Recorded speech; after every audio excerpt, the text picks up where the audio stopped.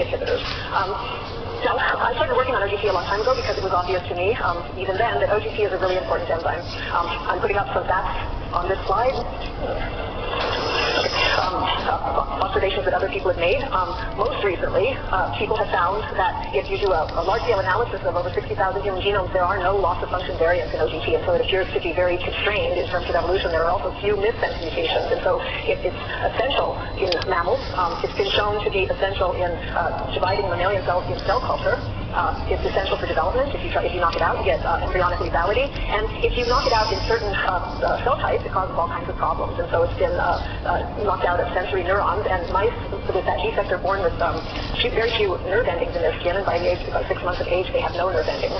It causes motor neuron loss if you knock it out in Schwann cells. And so it seems that it affects a whole range of processes. And so understanding its biology is going to be very important. And our role, at least initially, has been to help develop some of the chemical understanding of the enzyme that will enable that. Now, OGT catalyzes a unique type of glycosylation. It was first discovered by Gerald Hart in the 1980s, and the Hart group at Johns Hopkins and Hanover's group here at the NIH did virtually all of the early work on OGT, extending through the 90s. And what makes this reaction that it catalyzes unusual is not the reaction per se. The reaction itself is just the transfer of glucanac to a serine or threonine hydroxyl on a protein to give you a beta-O-glucanac linkage. And so it's a fairly reasonably standard reaction. But what makes it unusual is that the localization of OGT is such that this reaction occurs in the cytoplasm and the nucleus, and most glycosylation events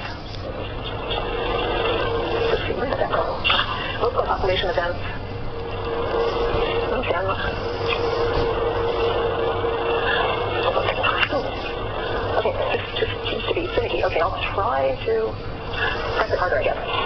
So most glycosylation in nucleic cells happens in the ER and Golgi compartments. And so it was a pretty unusual observation that you had a lot of nucleocytoplasmic glycosylation, and I think there was a lot of resistance to believing that it was real initially.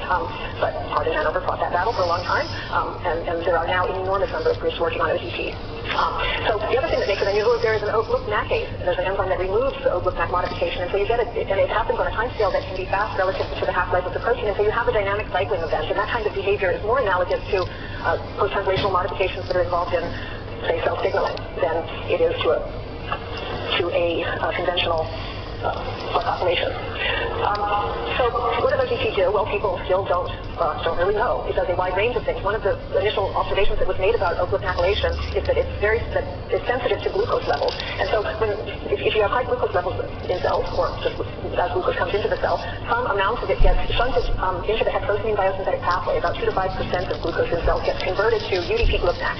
And if you increase the amount of, if you have chronically elevated glucose levels, you get chronically elevated flux through this pathway and hyper-O-glucanylation, and that can lead to widespread changes in gene transcription on all kinds of what appear to be reprogramming of cellular metabolism, and not always in a good way.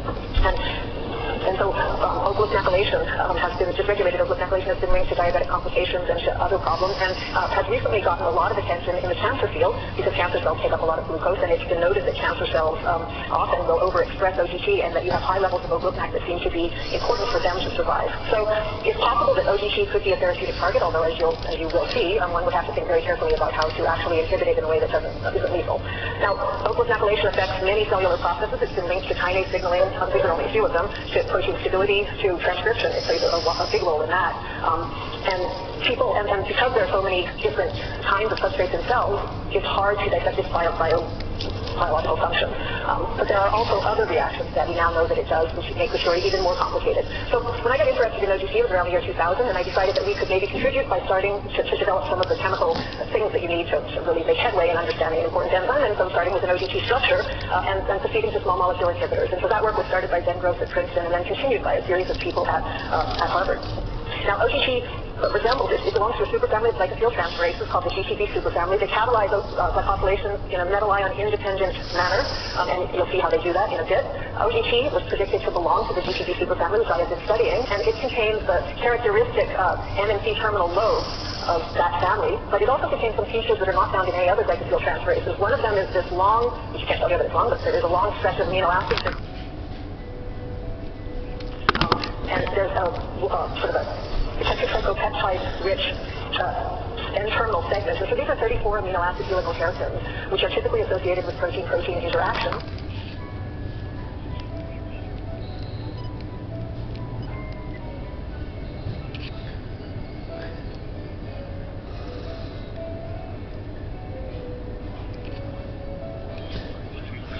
really the passion. It's really hard.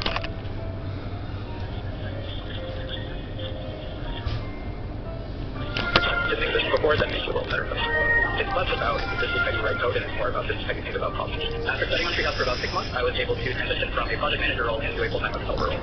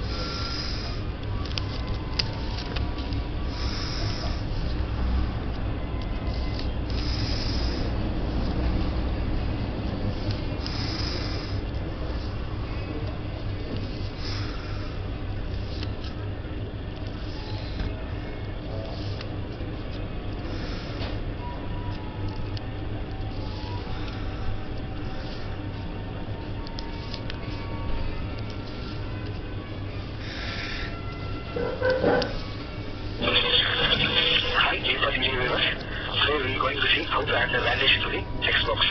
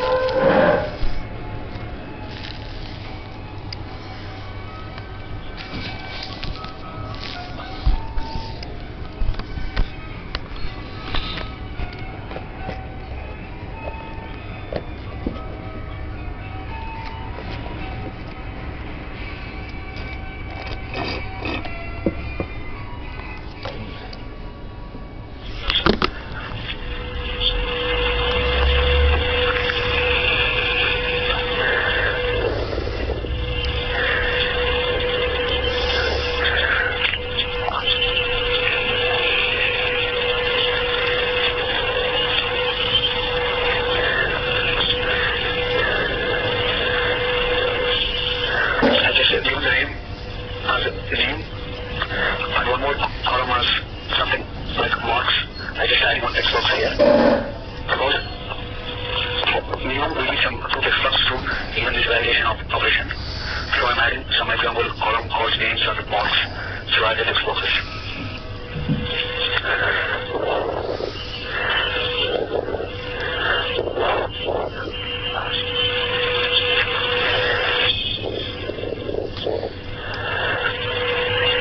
I'm going to add one image button or something called, I can add instantly this government button also.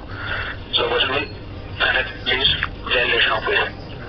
It means like if you these are post back options, if you click on the button, it will validate this two text boxes. Let us see how it's okay.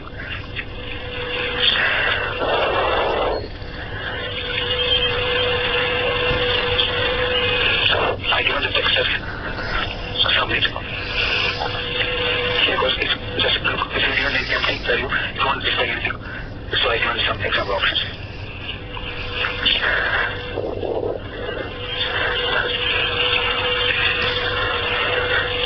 Here we're going to use the record field validation. Record field validation is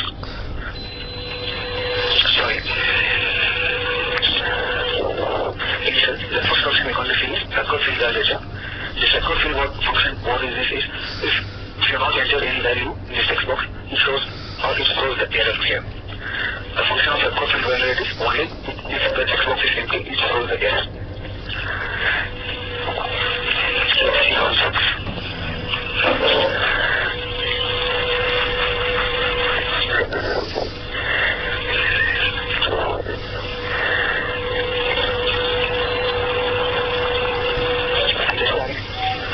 Columns near to this text box.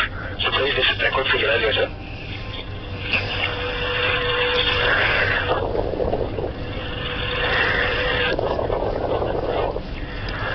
The chat, which is predefined into ASP.keys, semicolon record field evaluator. The ID, you can use whatever ID you want. So the ID which is given for the record field would not be the same.